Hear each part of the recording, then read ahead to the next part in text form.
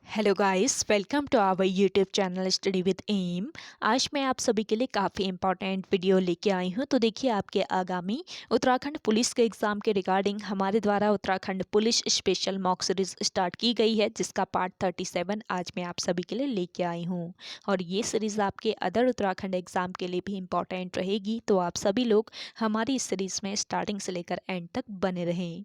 आज की इस क्लास में आप सभी को टॉप 20 मोस्ट इंपॉर्टेंट क्वेश्चंस दिए जाएंगे और क्वेश्चन से रिलेटेड जितने भी इंपॉर्टेंट पॉइंट्स हैं वो भी आपको इसी क्लास में ही बताए जाएंगे। और देखिए, इस मॉक सीरीज में हमारे द्वारा करंट के क्वेश्चंस भी इंक्लूड किए गए हैं, ताकि करंट अफेयर्स भी आपके इसी मॉक सीरीज से ही कवर हो जाएं।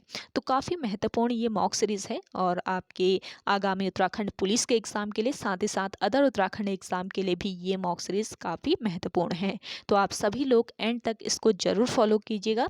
तो चलिए, आज के इस मॉक सीरीज़ को हम स्टार्ट करते हैं। स्टार्ट करने से पहले जिन लोगों ने अभी तक हमारे YouTube channel study with M को सब्सक्राइब नहीं किया है, वो सब्सक्राइब कर लें। साथ ही साथ बगल में जो बेल आइकन दिख रहा है, इसे भी प्रेस कर लें, ताकि हम कोई भी वीडियो डालते हैं तो उसका नोटिफिकेशन आपके पास जल्द से जल्द पहुंच जाए। आप सभी लोग हमारे टेलीग्राम चैनल को भी ज्वाइन कर सकते हैं। अराउंड 6.7 के यहाँ पे ग्रुप मेंबर्स हो चुके हैं। सुबह 10 बजे और शाम 8 बजे यहाँ पे क्विज़ का आयोजन भी कराया जाता है। इसके अलावा अदर इम्पॉर्टेंट अपडेट्स पीडीएफ्स यहीं पे शेयर की जाती हैं। लिंक आपको इसका डिस्क्रिप्शन बॉक्स में मिल जाएगा। बढ़ते हैं आज की वीडियो की ओर। इस सीरीज का पहला क्वेश्चन है, हाल ही में कहाँ के उपराज्यपाल ने सामुदायिक पुलिस पहल की शुरुआत की है? तो देखिए, हाल ही में नई दिल्ली के उपराज्यपाल ने सामुदायिक पुलिस पहल की शुरुआत की है। ऑप्शन फर्स्ट यहाँ पे आपका राइट आंसर हो जाएगा। और इसकी शुरुआत कब की गई? देखिए, 17 सितंबर को दिल्ली के उपराज्यपाल वी के सक्सेना ने लोगों को दिल्ली पुलिस की विभिन्न योजनाओं के प्रति जागरूक करने के उद्देश्य से एक सामुदायिक पुलिस पहल की शुरुआत की है। तो ऑप्शन फर्स्ट इस क्वेश्चन का करेक्ट आंसर है। अगला क्वेश्चन देखें, हाल ही में किस राज्य सरकार ने हमर बेटी हमर मान नाम का एक अभियान शुरू किया है?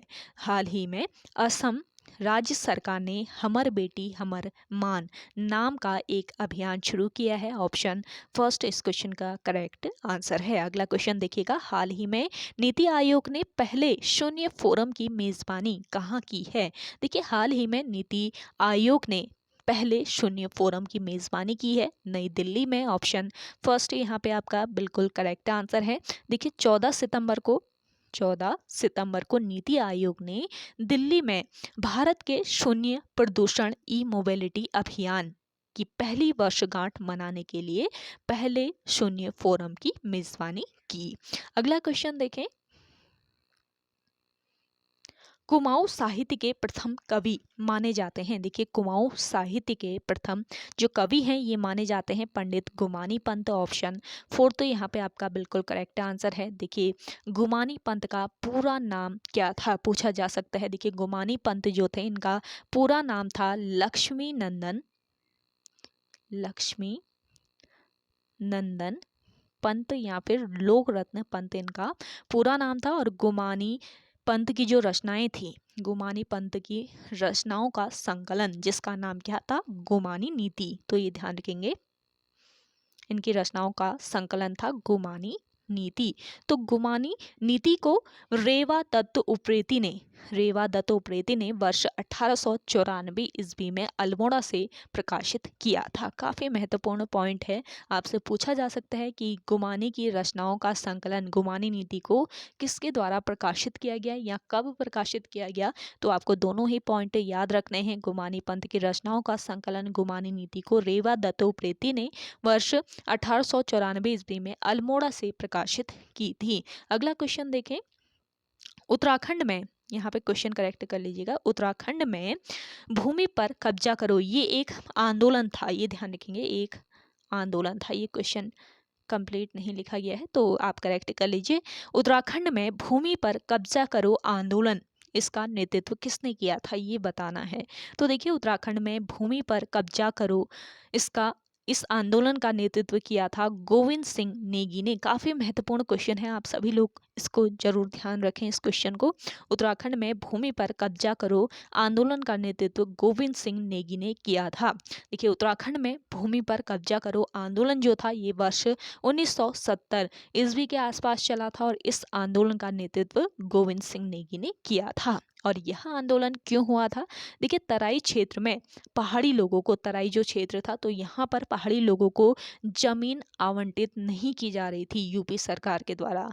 और जबकि जो बाहर से आए हुए लोग थे, बाहर से आए हुए लोग जैसे कि सिख हो गए, बंगाली हो गए, तो इन लोगों को जमीनें आवंटित की जा रही थी। और इससे क्या हो रहा था? इससे पहाड़ी लोगों की उपेक्षा हो रही थी। तो इसलिए गोविंद सिंह नेगी ने अपने नेतृत्व में भूमि पर कब्जा करो आंदोलन चलाया था। ये ध्यान रखेंगे। अगला क्वेश्चन देखें। कौशिक समिति ने उत्तराखंड में कितने मंडल बनाने की सिफारिश पेश की थी? तो देखिए कौशिक समिति जो थी इसने उत्तराखंड में 3 मंडल बनाने की सिफारिश पेश की थी। ऑप्शन थर्ड यहाँ पे आपका राइट आंसर हो जाएगा। देखिए कौशिक समिति जो थी इसका गठन कब किया गया था? 4 जनवरी 1994 को कौशिक समिति का गठन किया गया था और इस समिति के अध्यक्ष रमा शंकर कौशिक थे। और मई 1994 में कौशिक समिति ने उत्तराखंड पृथक राज्य पर अपनी रिपोर्ट प्रस्तुत की। व उत्तराखंड राज्य में 8 जनपद और 3 मंडलों की स्थापना की जो सिफारिश की थी। ये ध्यान रखेंगे अपनी रिपोर्ट में। उत्तराखंड राज्य में 8 जनपद और 3 मंडलों की स्थापना की सिफारिश की थी कौशिक समिति ने। अगला क्वेश्चन देखिएगा।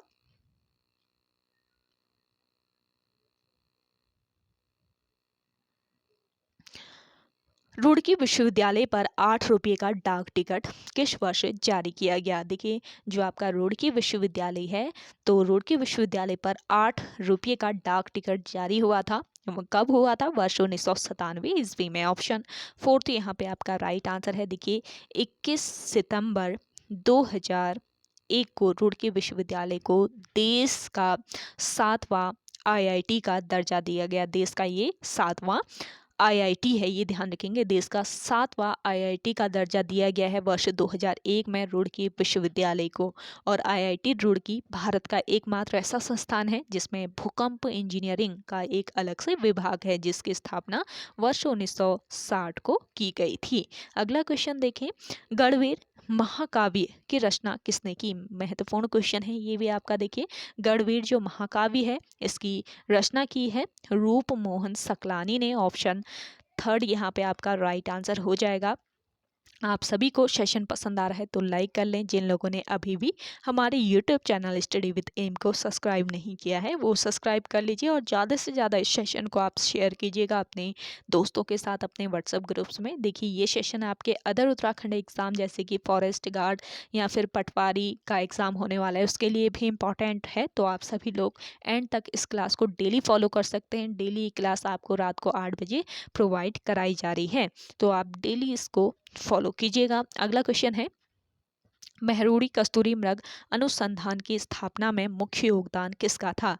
देखिए मेहरुड़ी कस्तूरी मृग अनुसंधान संस्थान जो है इसकी स्थापना की अगर हम बात करें तो इसकी स्थापना कब की गई थी? वर्ष 1977 ईस्वी में इसकी स्थापना की गई थी। और ये किस जिले में स्थित है पूछ लिया जाए तो बागेश्वर जिले में स्थित है। बागेश्वर जिले में स्थित है आपका मेहरुड़ी कस्तूरी मृग अनुसंधान संस्थान। और इसकी स्थापना में मेहरुड़ी कस्तूरी मृग अनुसंधान संस्थान की स्थापना में मुख्य योगदान किसका था? ललित मोहन नयाल का। ऑप्शन फर्स्ट यहाँ पे आपका बिल्कुल राइट आंसर है। मोस्ट इम्पॉर्टेंट ये क्वेश्चन है और सीरीज जो है आज की काफ़ी महत्वपूर्ण है तो आप जल्दी से शेयर कर दीजिए जिन लोगों ने अभी भी नहीं किया है। और आपको आज की ये सीरीज़ कैसी लग रही है कमेंट सेक्शन में कमेंट जरूर करके बताएं। काफ़ी लोगों ने कल कमेंट किया था, काफ़ी अच्छा लगता है आप सभी लोग भी कमेंट करते हैं। साथ ही साथ आप सभी लोग बताते हैं आपको वीडियो कैसी लगती है। तो अच्छा लगता है आप सभी लोग यूँ ही कमेंट करते रहें और ज़्यादा से ज़्यादा जितना हो सके आप सभी लोग शेयर ज़रूर कीजिए इस सेशन को। अगला है आपका राष्ट्रीय लघु उद्योग विकास निगम किस जनपद में स्थित है? देखिए राष्ट्रीय लघु उद्योग विकास निगम ये स्थित है आपके किस जनपद में? उधम सिंह नगर जनपद में। और इसके अलावा गन्ना विकास संस्थान ये भी आपके उधम सिंह नगर जनपद में ही स्थित है। और उधम सिंह नगर जो जनपद है ये राज्य में गन्ना उत्पादन में पहले स्थान पर है। गन्ना उत्पादन में पहला स्थान किस जनपद का है? उत्तराखंड राज्य में पूछा जाए तो आपका उधम सिंह नगर यहाँ पे करेक्ट आंसर हो जाएगा। और देखिए इसके अलावा कृषक संसाधन विकास संस्थान ये भी आपके उधम सिंह नगर जनपद में ही स्थित है, तो इसको भी आप नोट डाउन कर लें। अगला क्वेश्चन देखिए निम्नलिखित में से कौन सा भारतीय राज्य कर्क रेखा के उत्तर में स्थित है? तो देखिए कर्क रेखा के उत्तर में स्थित जो भारतीय राज्य है ये है आपका कौन सा राज्य? देखिए सबसे पहले बात करते हैं कि जो आपकी कर्क रेखा है ये कितने राज्यों से होकर गुजरती है। देखिए भारत में कर्क रेखा 8 राज्यों से होकर गुजरती है और ये 8 राज्य कौन कौन से हैं? गुजरात है, दूसरा है राजस्थान, तीसरा है मध्य प्रदेश, फिर है छत्तीसगढ़, झारखंड, पश्चिम बंगाल, त्रिपुरा, मिजोरम। तो इन राज्यों से होकर गुजरती है कर्क रेखा। और किसके उत्तर कर्क रेखा के उत्तर में कौन सा भारतीय राज्य आता है? तो आपका यहाँ पे करेक्ट आंसर हो जाएगा मणिपुर राज्य। ये ध्यान रखेंगे, ऑप्शन थर्ड यहाँ पे आपका राइट आंसर है। और कर्क रेखा उत्तरी गोलार्ध में भूमध्य रेखा के समांतर 23 डिग्री 30 पर स्थित है और यह पश्चिम से पूर्व की ओर खींची गई एक काल्पनिक रेखा है। ये ध्यान रखेंगे। और किन किन भारतीय राज्यों से ये होकर गुजरती है ये आपको ध्यान में रखना है। यहाँ से भी आयोग के द्वारा क्वेश्चन बनता है, आपसे पूछ लिया जाएगा कि बताइए निम्न में से किस भारतीय राज्य से होकर कर्क रेखा गुजरती है। तो आपको 2, 3 और 4 ऑप्शन दे दिए जाएंगे, तो आपको वहाँ पे बताना होगा कौन कौन से राज्यों से होकर गुजरती है, कौन से राज्यों से होकर नहीं गुजरती है। तो इस तरीके से भी आयोग के द्वारा क्वेश्चन पूछे जाते हैं, तो इनको ध्यान रखेंगे। गुजरात, राजस्थान, मध्य प्रदेश, छत्तीसगढ़, झारखंड, पश्चिम बंगाल, त्रिपुरा, मिजोरम। तो इन राज्यों से होकर 8 भारतीय राज्यों से होकर कर्क रेखा गुजरती है। अगला क्वेश्चन देखें 73वें संविधान संशोधन का अभिपालन करने वाला पहला राज्य है। देखिए काफी महत्वपूर्ण क्वेश्चन है। 73वें संविधान संशोधन का अभिपालन करने वाला जो पहला राज्य है ये कौन सा है? ये है आपका मध्य प्रदेश राज्य। ऑप्शन फर्स्ट यहाँ पे आपका राइट आंसर है। देखिए 73वां संविधान संशोधन वर्ष 1992 ईस्वी में लाया गया था। ये ध्यान रखेंगे कब लाया गया? वर्ष 1992 ईस्वी में यह संशोधन लाया गया था और इसे 24 अप्रैल 1993 से लागू किया गया। कब से लागू किया गया ये भी आपका महत्वपूर्ण पॉइंट है, तो इसको भी नोट कर लें। इसको इस संविधान संशोधन को वर्ष 1992 ईस्वी में लाया गया था और इसे 24 अप्रैल 1993 से लागू किया गया। और 73वें जो अमेंडमेंट है, 73वां अमेंडमेंट है, तो 73वें अमेंडमेंट के द्वारा 11th शेड्यूल जोड़ी गई थी। ये ध्यान रखेंगे कौन सी शेड्यूल इसमें जोड़ी गई थी? 11th शेड्यूल जोड़ी गई थी। और 11th शेड्यूल में 29 सब्जेक्ट हैं, 29 इसमें विषय हैं। ध्यान रखेंगे 29 सब्जेक्ट हैं इसमें 11th शेड्यूल में। और 24 अप्रैल को कौन सा दिवस मनाया जाता है ये भी आपका क्वेश्चन बन सकता है आयोग के द्वारा। तो आपको याद रख लेना है कि 24 अप्रैल जो है 24 अप्रैल जब से 24 अप्रैल से आपका 73वां संविधान संशोधन इसको लागू कर दिया गया था। तो इस दिन कौन सा दिवस मनाया जाता है? पंचायत दिवस मनाया जाता है। तो काफ़ी इम्पोर्टेंट ये पॉइंट है। 24 अप्रैल को पंचायत दिवस मनाया जाता है, नोट कर लीजिए। और पहली पंचायत की स्थापना किस राज्य में की गई थी पूछा जाए तो आपको राजस्थान राज्य याद रखना है। राजस्थान राज्य में पहली पंचायत की स्थापना की गई थी। राजस्थान के किस जिले में? नागौर जिले में। नागौर जिले के बगदरी गांव में। नागौर जिले के बगदरी गांव में राजस्थान राज्य के नागौर जिले के बगदरी गांव में पहली पंचायत की स्थापना की गई थी। और पंचायतों का शिल्पी किसे कहा जाता है ये भी आपका महत्वपूर्ण पॉइंट है। ये भी पूछा जा सकता है कि बताएं पंचायतों का शिल्पी किसे कहा जाता है। तो आपको याद रखना है बलवंत राय मेहता। बलवंत राय मेहता जो है, बलवंत राय मेहता को पंचायतों का शिल्पी कहा जाता है। देखिए यहाँ पे आपको इम्पोर्टेंट पॉइंट बताए जाते हैं, वो आप नोट डाउन जरूर कर लें, काफ़ी महत्वपूर्ण है और काफ़ी हेल्प करेंगे आपको आगामी उत्तराखंड पुलिस के एग्ज़ाम में या फिर आप कोई अदर उत्तराखंड एग्ज़ाम दे रहे हैं उसके लिए। तो एंड तक आप सभी लोग बने रहें और नोट्स बनाते रहें। अगला है आपका आजीवक संप्रदाय के संस्थापक कौन थे। देखिए आजीवक जो संप्रदाय है आपका, इसके संस्थापक थे मक्खली गोशाल। ऑप्शन सेकेंड यहाँ पे आपका राइट आंसर हो जाएगा। देखिए मक्खली गोशाल जो थे ये प्रारंभ में महावीर के शिष्य थे, महावीर के ये शिष्य थे, लेकिन इनका बाद में इनसे मतभेद हो गया था। तो मतभेद होने के बाद इन्होंने आजीवक संप्रदाय की स्थापना की थी। अगला क्वेश्चन देखें, अगला क्वेश्चन है हल्दी घाटी का युद्ध कब लड़ा गया था। देखिए हल्दी घाटी का जो युद्ध हुआ था ये कब हुआ था, 1576 में हुआ था। ऑप्शन थर्ड यहाँ पे आपका राइट आंसर हो जाएगा। और आपसे पूछा जाए कि हल्दी घाटी का जो युद्ध है ये किस किस के बीच लड़ा गया था, तो हल्दी घाटी का जो युद्ध है ये आपके अकबर और महाराणा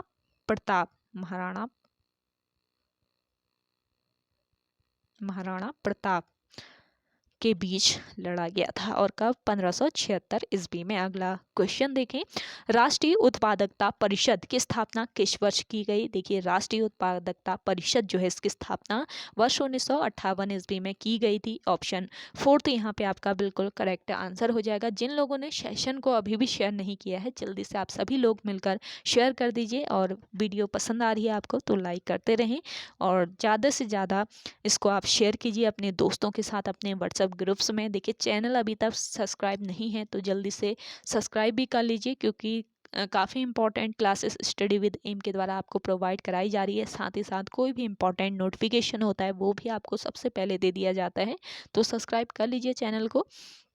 देखिए राष्ट्रीय उत्पादकता परिषद यानी कि एनपीसी जो है ये एनपीसी एक स्वायत्त निकाय है जिसकी स्थापना कब की गई, वर्ष 1958 में उद्योगों की उत्पादकता में वृद्धि करने के उद्देश्य से की गई थी। और यह उत्पादकता बढ़ाने के लिए आधुनिक विधि एवं तकनीकों का उपयोग कर उत्पादन संबंधी जागरूकता पैदा करने का प्रयास करता है। और उत्पादकता को प्रोत्साहित करने के लिए उद्योगों के विभिन्न क्षेत्रों में अधिक उत्पादकता के लिए एनपीसी पुरस्कार दिए जाते हैं। ये ध्यान रखेंगे, उत्पादकता जो है इसको प्रोत्साहित करने के लिए उद्योगों के विभिन्न क्षेत्रों में अधिक उत्पादकता के लिए कौन से पुरस्कार दिए जाते हैं, एनपीसी पुरस्कार दिए जाते हैं। अगला क्वेश्चन देखिएगा, अगला क्वेश्चन है आप सभी लोगों के लिए, राज्य विधानसभा ने गाय को राष्ट्रमाता कब घोषित किया था। काफ़ी महत्वपूर्ण है ये भी आपका।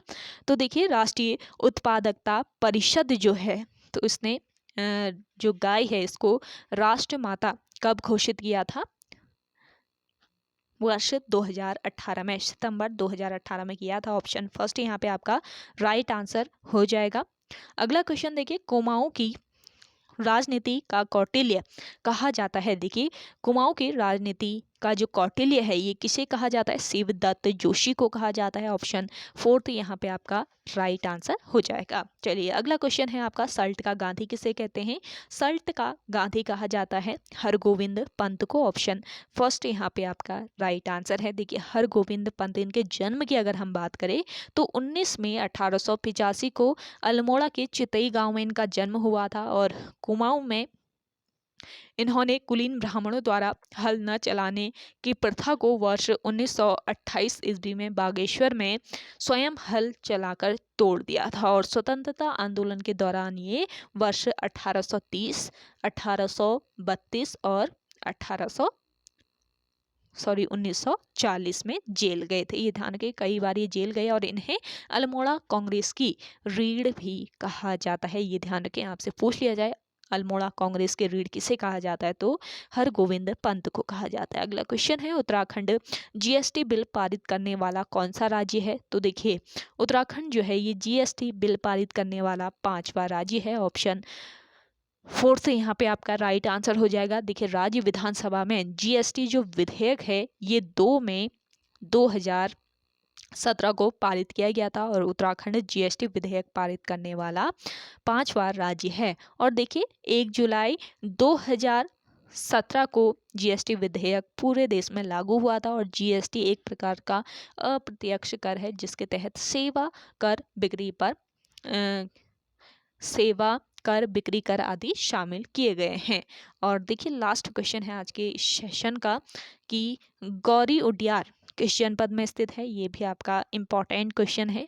तो देखिए गौरी जो उडियार है ये आपके किस जनपद में, बागेश्वर जनपद में स्थित है। तो ऑप्शन 4 यहाँ पे आपका करेक्ट आंसर हो जाएगा। तो ओके गाइज, आज के सेशन में इतना ही। आई होप आप सभी को आज का ये सेशन पसंद आया होगा। अगर आप सभी को आज का ये सेशन पसंद आता है तो इस सेशन को लाइक कीजिएगा, शेयर कीजिए, और जिन लोगों ने अभी तक हमारी YouTube channel study with M को सब्सक्राइब नहीं किया है वो सब्सक्राइब कर लीजिए।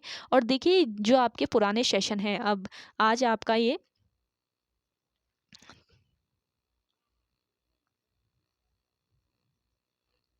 37वां सेशन है। 37वां सेशन है और आप सभी को अभी तक 36 सेशन और भी प्रोवाइड करा दिए गए हैं। जिन लोगों ने नहीं देखा है तो स्टडी विद एम पर आप सभी लोग विजिट जरूर कीजिएगा, वहाँ पे प्लेलिस्ट बनी हुई है तो उत्तराखंड पुलिस स्पेशल की, तो आप सभी लोग एक बार उसे चेकआउट जरूर कीजिए। काफ़ी महत्वपूर्ण आपको सारी ही सीरीज़ वहाँ पे मिल जाएंगे। साथ ही साथ उत्तराखंड फॉरेस्ट गार्ड के एग्ज़ाम के रिगार्डिंग भी आप सभी को वहाँ पर मॉक सीरीज़ प्रोवाइड कराई गई है और उसकी भी अलग से प्लेलिस्ट बनी हुई है। तो आप सभी लोग चेकआउट प्लेलिस्ट जरूर कीजिए, वहाँ पे आपको सारी ही क्लास एक साथ मिल जाएगी। और आप सभी को इनके पीडीएफ चाहिए तो आप कमेंट करके बताइएगा। आप सभी लोगों को टेलीग्राम ग्रुप पर मैं इसके पीडीएफ भी प्रोवाइड करा दूंगी। तो ज़्यादा से ज़्यादा जिन लोगों ने अभी भी चैनल को सब्सक्राइब नहीं किया है जल्दी से आप सब्सक्राइब कर लीजिए।